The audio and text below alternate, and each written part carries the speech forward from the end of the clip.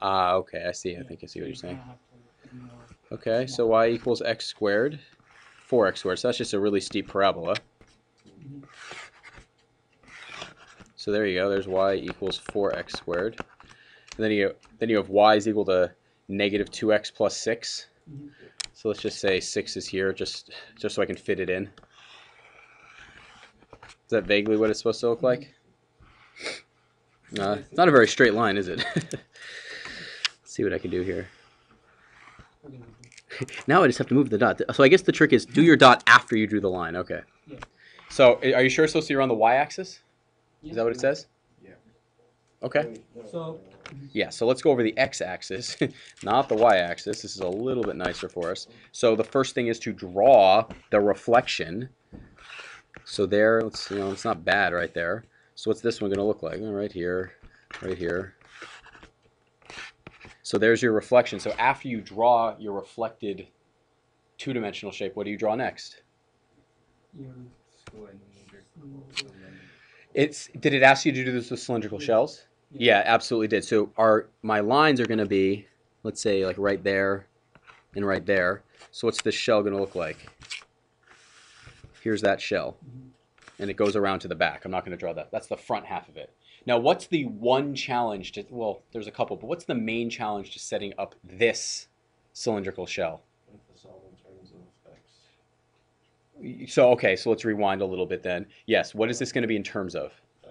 No, it's not. This is going to be in terms of y. This is definitely going to be in terms of y. The little tiny, this width right here. Oh, that was not good. In terms of y, that is correct. So that's one of what makes it a little harder, but if that doesn't really bother you, dy, that's okay. What's the lowest, I'll help you there. What's the lowest limit of integration? What are you going to integrate from and to? 0 to whatever this intersection is, right? How do you go about finding that intersection? Yeah, you're just setting equal, 4x squared equal to 6 minus 2x. So 2x squared is equal to 3 minus x. Did everybody see what I did there? Yeah, Yeah, so what do we have here? 2x squared plus x minus 3 is equal to 0. What does that factor into? 2x plus what? And x minus. So x is equal to negative 3/2 or 1. So this point right there has an x value of negative 3/2. And what's the height of that one going to be? it's going to be Anybody know? You square it and you multiply it times 4. 9. Thank you. Great. So you know that this integral is going to go from 0 to 9. What happens along the way going from 0 to 9? This is the challenge. The what changes?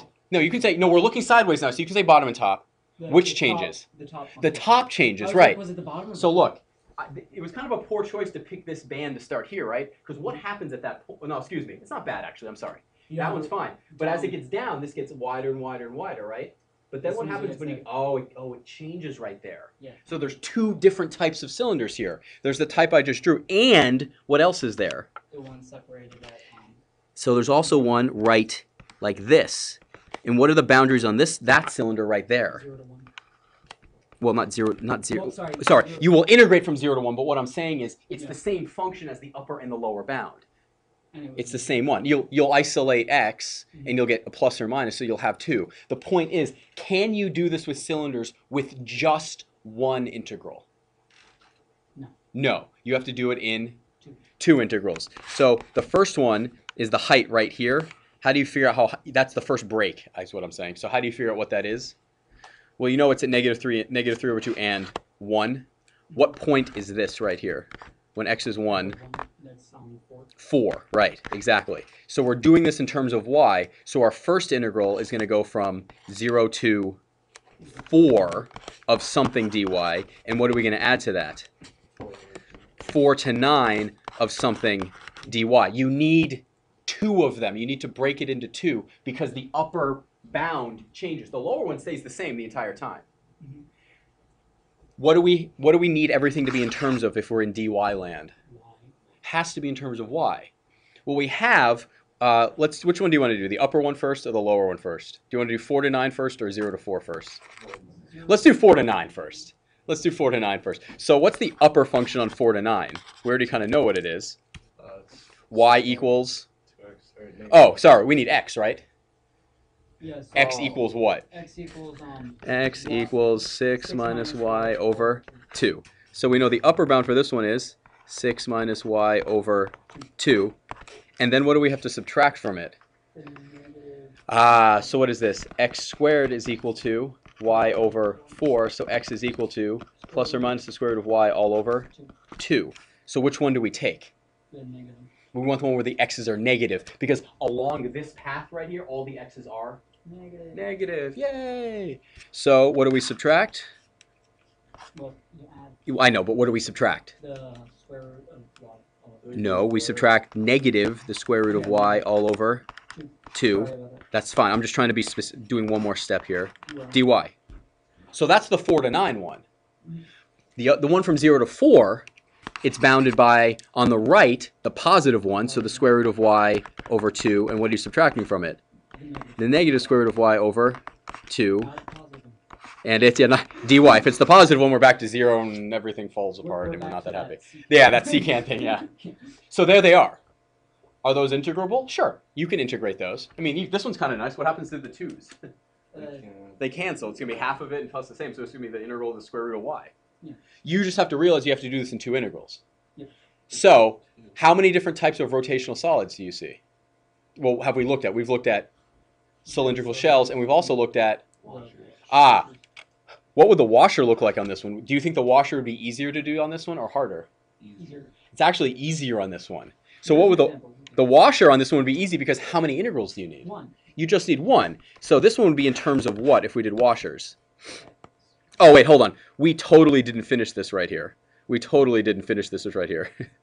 This right here is not done. Let's pause for a second. What are we totally forgetting to add in there? Oh yeah, 2 pi. And what else? The x. Yeah, kids. We have 2 pi on the outside, right? Yeah. And what else do we need? X y. inside. A y. We need y. y. y. You need a y, right? So it needs to be y and y. You need the actual radius. Yeah, You yeah. should put those y's in different spots. Excuse me, outside the, excuse me, you're absolutely right. So where should the y be? Like there, right? You're absolutely right. Good job, good catch. So we'll close that and put the y there. Because what if, this just represents the height, right? Yeah. It represents, they're like, yay, we're integrating the height and getting absolutely nothing. What do we need to multiply by? 2 pi times the radius to actually get the area. Remember how when you cut this, it unfurls to be a little a really skinny rectangular box? You actually need to have how many dimensions to find a volume? 3, right? Yeah. Before we only had like 2. We had 2 and we were fine. Because we had the dy too, yeah. We needed a little more. So going back to washers here, you know it's pi big R squared minus little r squared. It's going to be dx this time. Yes. Now it's in terms of x, which is really nice. What do we have here? Y equals 6 minus 2x is the upper line, right? So we have pi, and I haven't written them in yet. You have 6 minus 2x squared minus the little one, which is just going to be 4x squared squared dx. And what are the limits of integration going to be? Over 2 To what? 1. Exactly. Negative 3 over 2 to 1. Now, theoretically, do these evaluate to the same thing? Yes. Which one looks easier to integrate? Washer.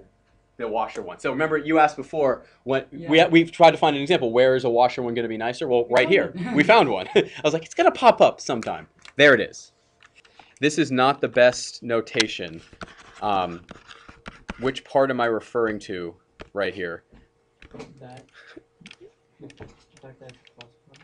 The fact that I used an X Yeah. to mean multiplication. That was kind of me being lazy, but also by writing what's most common. That actually does mean multiplication.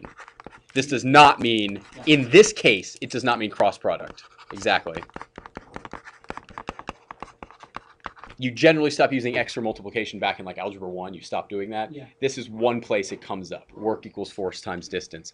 What's one of the challenges that you've run into when you're dealing with work problems in the past? Do you remember what one of the challenges is? I'll give you a hint. It's one of the reasons why one of the Mars satellites crashed a few years ago. Unit.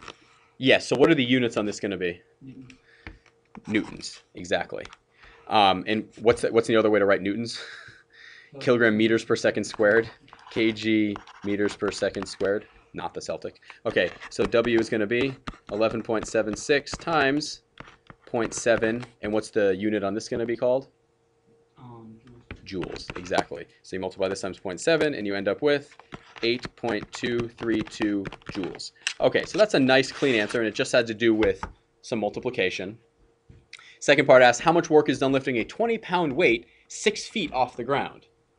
A 20-pound weight 6 feet off the ground. So what units are we going to be in this time?